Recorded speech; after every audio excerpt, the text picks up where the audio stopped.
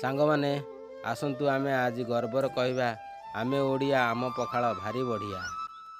नमस्कार सांगमाने आज देखु आज आम रही बिलाती आउ बैगण भेंडी सब आज चुली पोड़ा ता सहित दुटा कंचा लंका ता सहित आपण मैंने देखु यहाँ तो उल्ली पियाज ता सहित टे धनिया पत्र नवा आज आज खाइबा पखाल। चलतु भिडियो स्टार्ट करिया।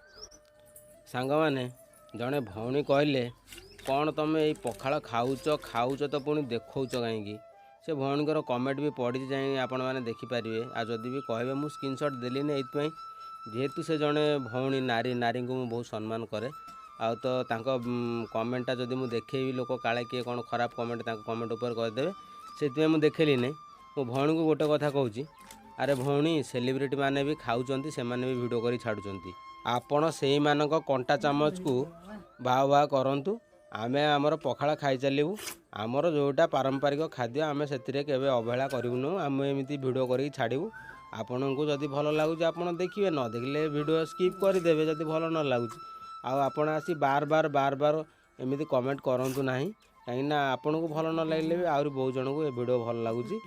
मोर खाली ओडिशा फ्रेंड नहांती बाहर कंट्री रु आ बाहर स्टेट रु भी मोर बहुत सारा फॉलोअर्स अच्छा से माने भी सबुदिन कहते कि भाई नुआ नुआ वीडियो एमती आण आमको भल लगुच। ठीक है मैंने रही जय जगन्नाथ।